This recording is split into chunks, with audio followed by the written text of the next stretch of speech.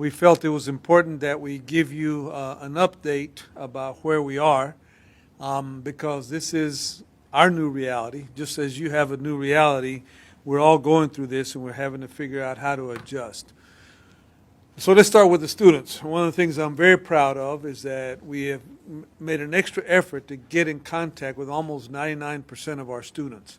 I'm very pleased that we've had some contact with virtually all the students, and then we have regular contact with another number of students. And you can see at the bottom of the chart there, I'm not going to read the chart to you or the deck to you, but we have a variety of means, and we'll talk more specifically, we get deeper into it. But some by phone, some by some of these meeting, video conferencing opportunities, and then so we've made every effort to reach out to them. I'll probably spend more time on this page than the others because it's a little bit more specificity. We have three different groups of students: our elementary, our secondary, then our specialized support students, where we've gone a little deeper.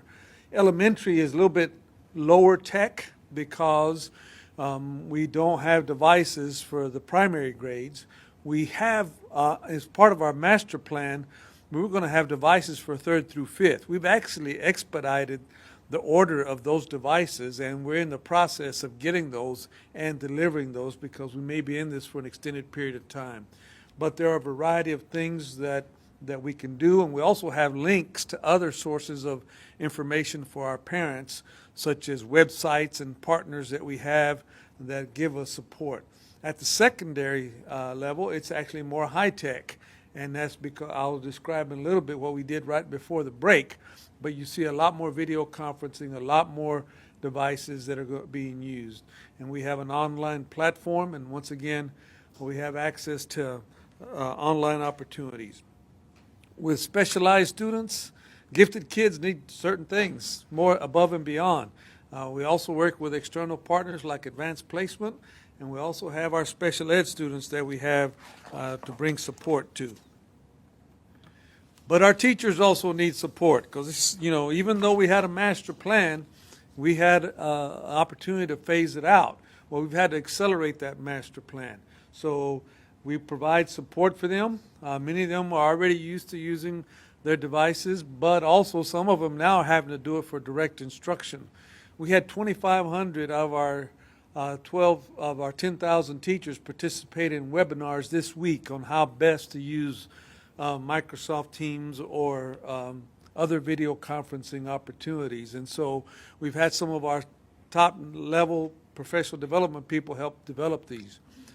We've also have a help desk. When people get stuck, all of us that try to operate in this new reality, we all get stuck. And so we have help desk. The first 3 or 4 days, the number of calls at help desk was significant, but it has tapered off as people are becoming more comfortable with how to operate in this new environment.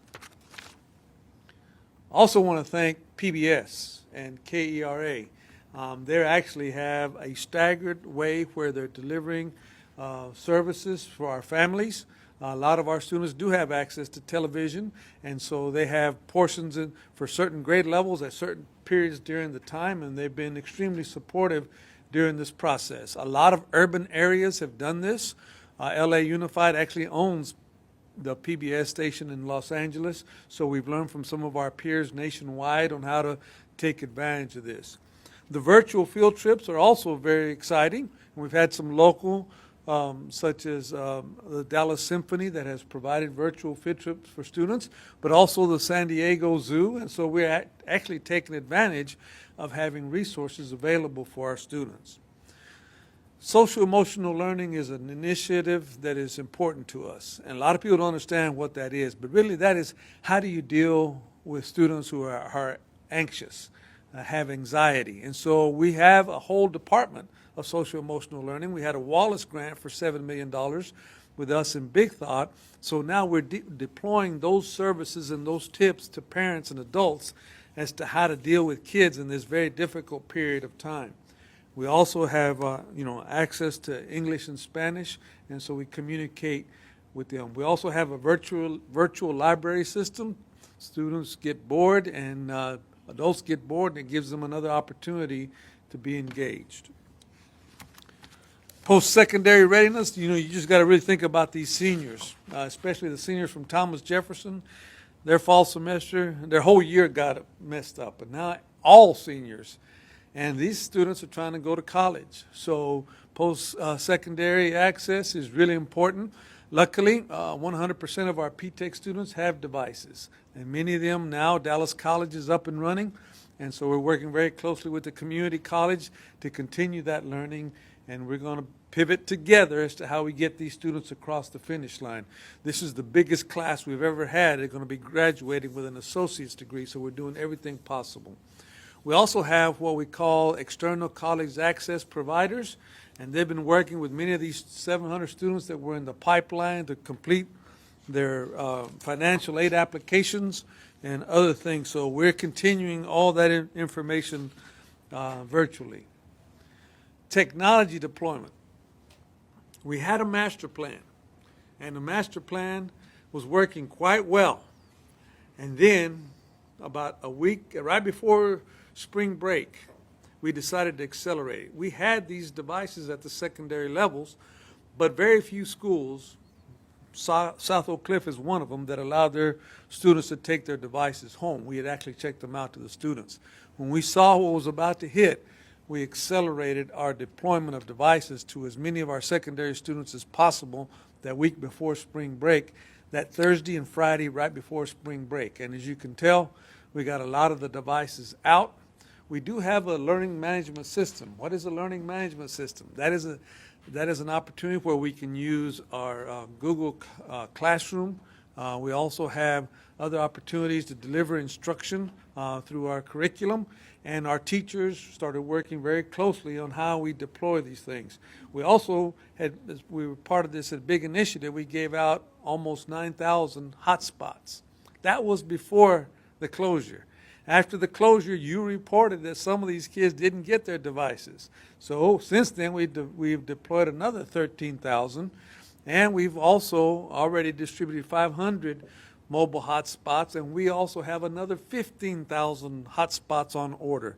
The McDermott Family Foundation helped pivot some of the money they had given to TJ that we haven't spent yet because we're still waiting on insurance and FEMA and everybody else. They allowed us to purchase 5,000 hotspots, and those are on order, and they should be getting them within the month of April. And the board also approved last month, emergency purchase of another 10,000 hotspots. So the technology deployment on a daily basis, I would say that over 90,000 of our students are connected with their devices virtually. They're actually digital. The balance are more low-tech, and those are obviously the younger students. We also have one of the things where we really have to work with the feds, the students with special needs. And these are the different ways we've been connecting with students with special needs. Those are individualized, and you see some places there are direct services, other places are working through the campuses, and we are having to pivot and be flexible. And this was, even the United States Department of Ed did not have a lot of opportunities to be flexible in this area, but luckily they did rule that this is an unusual circumstance, and so they're supplying us with more opportunities to be flexible.